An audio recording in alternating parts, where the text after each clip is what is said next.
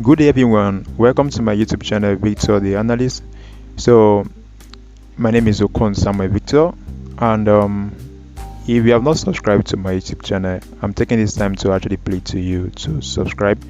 The data coming in from YouTube is telling me that in 100% of people watching my video, only 30% are subscribed. So if you are part of those 70% that have not subscribed yet, I'm taking this time to actually plead to you to subscribe. This is the only way to encourage me to do more videos like this. So what are we going to talk about today? We are talking about the 10 functions a data analyst should know. The functions in Excel are actually more than this, but these are 10 critical functions that as a data analyst you should know and know how to work with them, because it's actually something that you're going to use day to day in your projects. So let's get started. All right, we have different kind of functions. So what is function? Function is actually a predefined formula that is actually pre-built in Excel that takes in inputs, or what we call it arguments, and gives out an output. So you understand, just the way you have your blender, when you put in blended pepper to it, you blend it, so, and you have the grounded pepper. So the blender that you have there is like a function. The output is actually the blended pepper, where the pepper you put inside is like the input, or you call it the argument, something like that. So we have different kind of functions. We have the aggregate functions, we have the logical functions, we have the reference or lookup functions, and let me see the last one. We have the text functions. So these are the 10 functions we are going to be working with. We're going to be working with a whole lot of them. So let's start with the sum function. So I'll come here and I'll say equals to sum.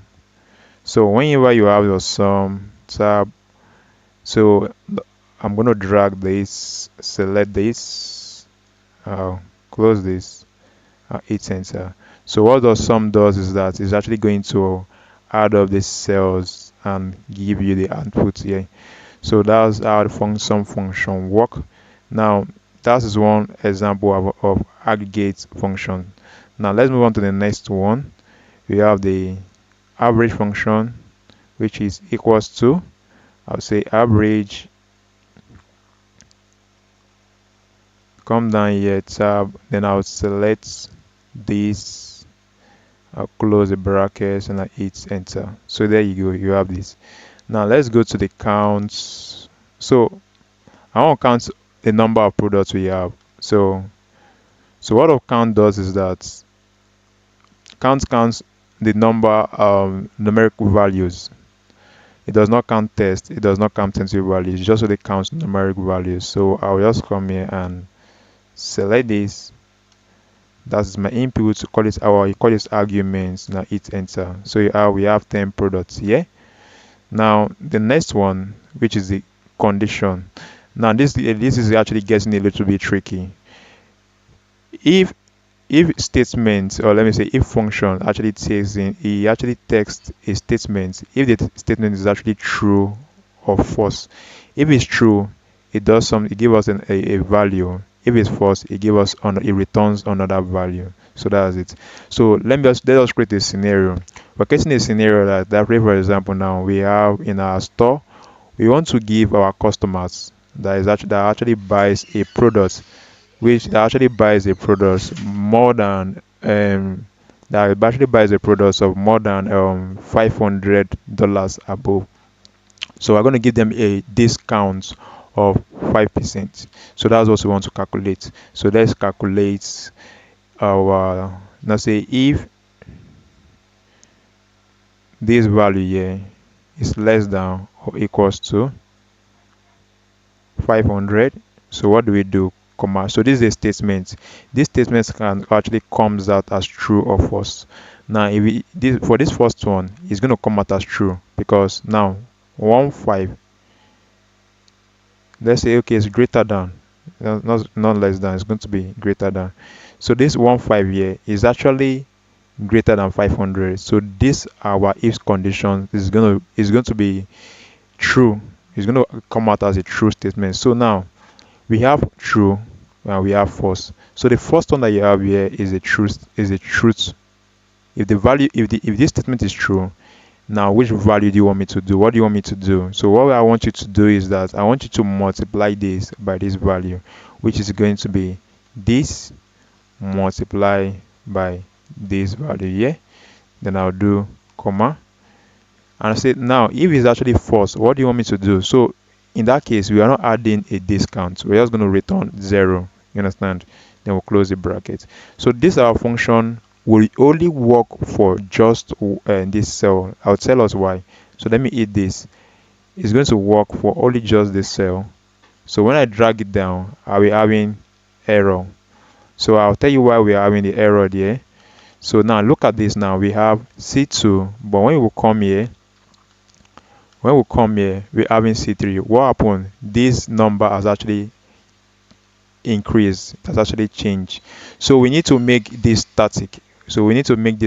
And by putting a $sign in between here, then hit enter.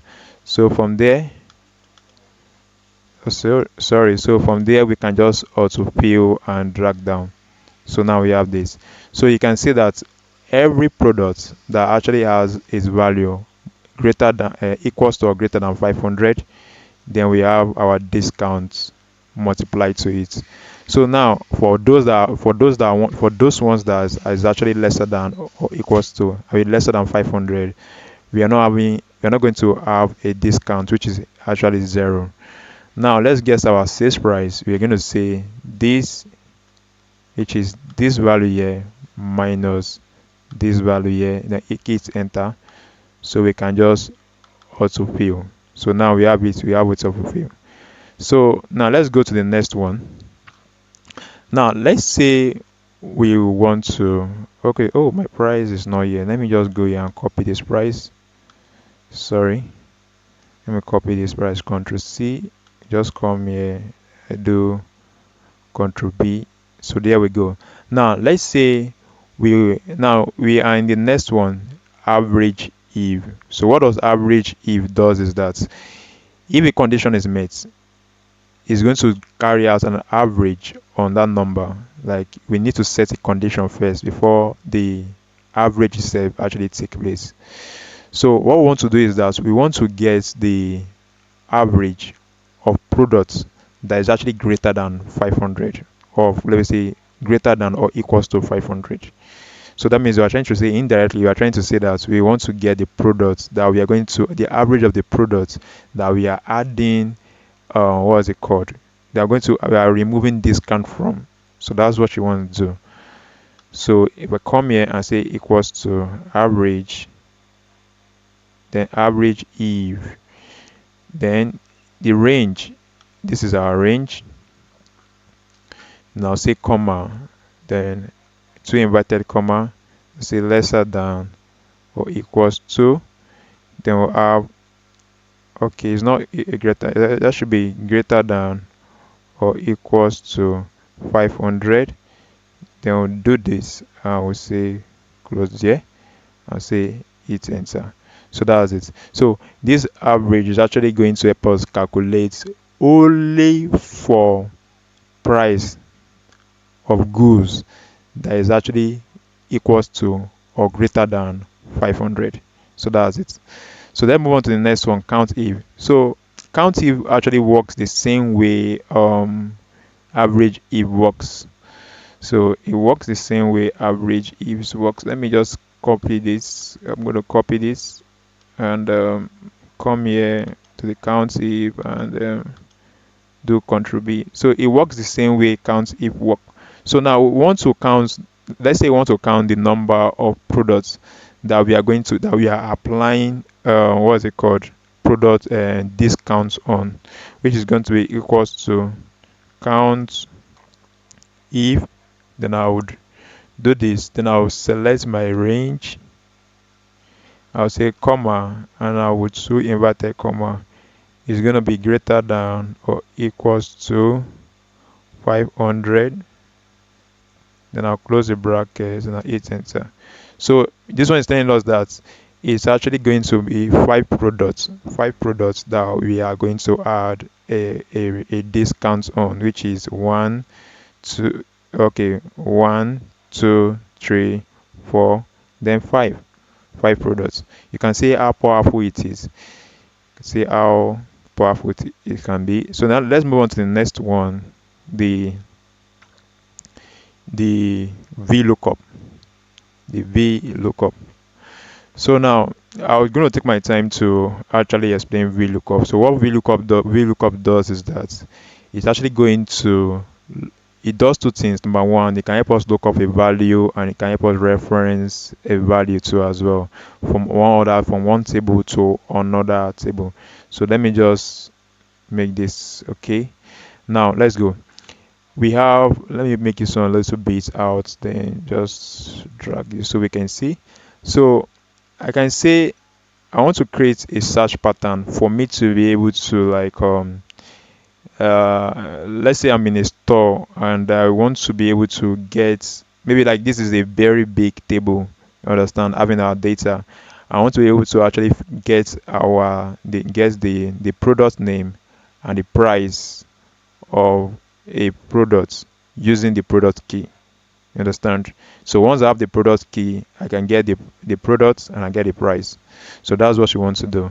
So I'll select this first, then I'll go to data, then I want to go to my data to drop down, and I'll click on data validation. So my data validation, I'll click on this drop down. I'll say I want lists, then I click on this. So let me just select this product ID and I hit enter. All right, then I'll click on OK. Now there we go. So we say equals to VLOOKUP. So we have the lookup value. So what's going to be our lookup value? We are selecting this as our lookup value, then comma, then what our table array is going to be from here downward, then comma. I'm having table 1 because of why this in here, what is it called? I'm having table 1 because this is a table. I've actually converted this to a table. Then the column index, so the column index is 1 2 and 3. So I'm going to take the first one, which is 1 2. This is going to be 2, then comma, is it true or false? I'll make it first, then I'll close the brackets, then I hit enter. So I'm getting now, yeah, the reason why I'm getting now is because this is actually a blank, so I need to just come here and select one of these. So I have shampoo as my, so it's actually getting this value for me. So now let me get the price now using VLOOKUP. I'll select this, I'll say equals to VLOOKUP. Now I'll select this, I'll say comma. Now let me select this one, say comma, the 1 2 3. So this one is going to be 3, not 2 again. You know, we use 2 here, so this one is going to be 3. I will say 3, comma, then I will close the brackets and I hit enter.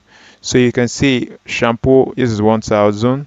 So I can just come here and just click on this drop down and say P005. You can see P005, this is Monopoly board game 500. You can see how handy this is.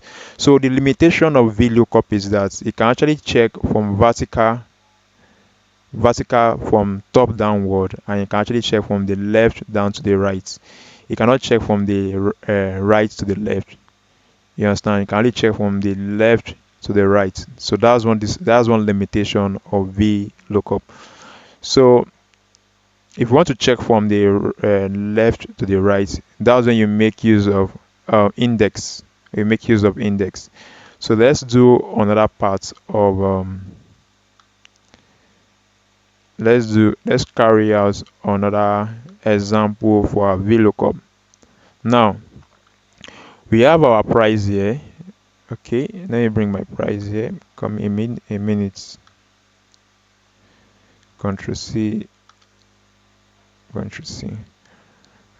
So let's say, for example, now this is my product table and this is my transaction table. Now we have our we have our price here, but our price is not here. You understand? We want to, maybe when a customer comes to buy something, we can just use this the product ID to be able to get the price and fill it up here. So they're going to use the VLOOKUP to do that. So we say equals to VLOOKUP. Then I'll say click on this. This is my lookup value, comma. Then I'll select this my table array. So this is what I'm looking at. Say close this, and I'll look for what is it called, my column index. So 1, 2, 3. So this is 3. Then I'll comma. Then I'll make this as first. Then I can just close the bracket and hit enter. So you can see 1, 5. So I can just come down here and populate this. Now I'm having 9 here because of there's nothing here. Let me just come down here. I don't need this here. I don't need this here. Okay, good. Now there we go. So now for the total sales, this multiplied by this gives us our total sale. I'll say this multiplied by this, hit enter. So there you go.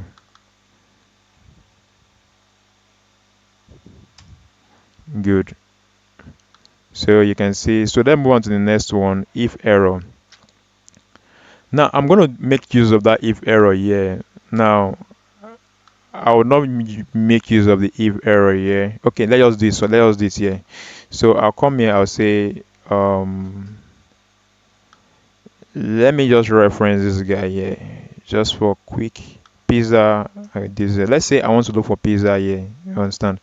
Or better still, let me just use the way I've been using it. So I'll select this. Then we just go to my data. I go to my data to data validation.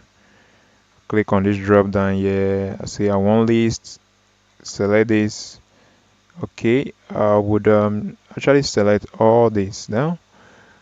Okay, perfect. Hit enter here, and I would just click on OK. Yep. So just come here and select anything I want to, shampoo or whatever. So that's good. I'll say equals to VLOOKUP. So now I want to look for the price, this price here. I'll select this, comma, select my table, comma, the column index 1, 2. So 1, 2, this 2 here, comma, I want it to be first. Then I'll close my brackets. So I'll hit enter. Now you can see that I'm having what's it called, 1000, which is actually correct. Now let's say I don't have data validation here. Now let me remove this data validation and let me remove my data validation. Just clear this off, clear up, and I'll click on OK. So now let's say I just want to just put a random value here which is not there. I'm checking for let me say corn. Let me just use corn. Hit enter. You can see that I'm having NA, which is an error, meaning that the value is not there in the table. So we can actually use if error to undo this error so that it can actually give us a readable response, or readable is actually return a readable response that we can see and actually see that okay, yeah, probably this corn is not in the table. You understand? So let's just do that. So I'll come here and I'll say if error. All right, now you can see now we have the value and we have the value if error. So this is our value inside our if error. So if I put comma, it goes to the value if error. It means that what do you want me to show when this value comes out as error? So I'm going to say just say, you can see now I already click on this two inverted comma. Just say products not found. Hit this, close the bracket and hit enter. So good. So you can see product not found. I can come here and say okay, lipstick, hit enter. So you see that. So if I come here and put corn back again, you can see product not found. You understand? So that you can see how handy it is. So now let's move on to the next one. We know now. I said before now, I said VLOOKUP actually has a limitation of actually looking at something from like getting our value from the top down, that is vertically, then it can move from the left down to the right here. But our index actually, I call this index match. So I will actually talk about the match now. Let me talk about the index. Our index can actually perform operation from the left to the right and from the right to the left. You understand? So in both ways, you can see how powerful it is. So it actually clears out that limitation that VLOOKUP has. So let's see how we can make use of this match and index to be able to create a powerful query to actually query our table. Now let me just look at something. I'll come here, I'll select this, then go to your data, go to the data tool, go to data validation. I'll click on this drop down, click on no, not date, okay, list. Okay, I'm on list. So list, so I'll click on the source. I'll select all this, enter, click on OK. So can actually come here and click on Apple. So the next one, I want to select all this to this place. So I'm stopping here. Okay, no, sorry, let me just click on this first and go to the my data and this drop down here, data validation. Make this one as list. Select this. Select this as well. Okay, hit enter, then I'll click on OK. Now there you go. Select this as well. So now let's first use match. Say equals to match. So what does match does is that it's actually going to help you guess the position of a value inside and a lookup. Like take for example, now we have the lookup value. I select my apple. If I want to know the position at which apple is inside a lookup array, is going to tell me. That's what match does. So if I say comma and I think this is my array from here, from products down to the Tesla, so the value is going to be, if I click brackets in, I'll say exact match. So let me close this bracket. So if I hit enter, I'll get 2 because it's 1 and 2. So this is like a lookup array. This we call this array. You understand? Because we're not covering all the whole table. We are just saying in an array, give me the position where it is in an array, which is 1 and 2. But hit enter, I get 2. So yeah, equals to, I can just come here and select this. Oh, sorry, not that. I'm making mistake that much. So my lookup value, select this, comma. So my lookup array start from the products down to the queued for, comma, and I use exact match. Then I close the brackets and I hit enter. So it gives me 2 as well, which is 1 and 2, which is actually correct. So now let's see how we can actually now merge this and use index to be able to actually query out. Because now if I query out this, which is, I should get 1.5 here. If I'm using my index, I should get 1.5 as my answer. So let me just do that. Equals to index. Now the first argument, or let me say the first input, is actually going to be the array. So what do we mean by the array? The table. I'm going to select this, then I'll say comma. Now what's the row number? The row number is actually the number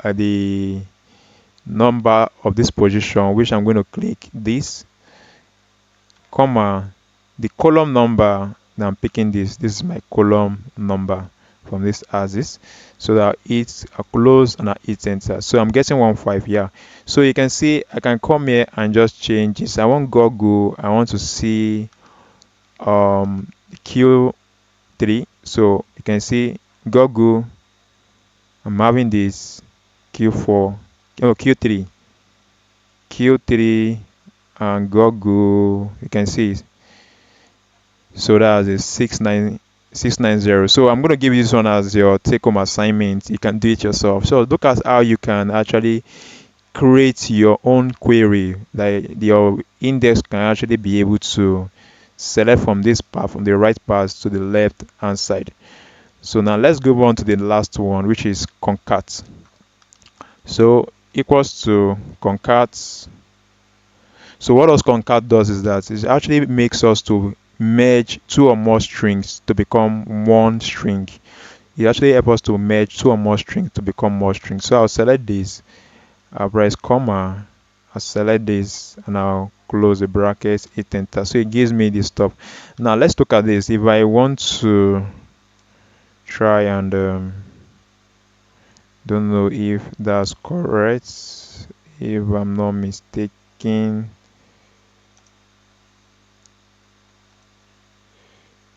If I'm not mistaken. Okay, and hit enter. Okay, set it.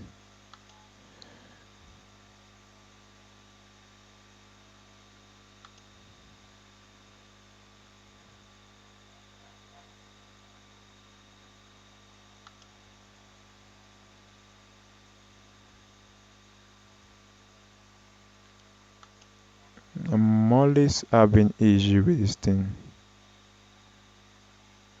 Okay, let us do it like this. I think there is a place that I actually have the issue. So we can actually make use of ChatGPT to help us with this. This is where we're going to make use of AI to, okay,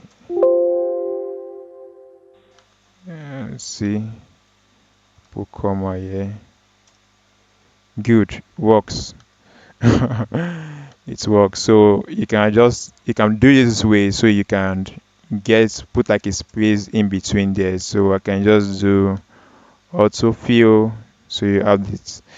All right, thank you very much, and thank you for sticking up to the end. Like I said before, if you've not subscribed to my YouTube channel, please, I'm encouraging you to subscribe, so as well encourage me to do videos like this. Yeah, if you have any video you want me to actually create or talk something about, yeah, I will actually encourage you. I want you to actually go to the comment section and drop that there. So thank you very much, and thank you for staying up to this moment. Yeah, we'll meet next time.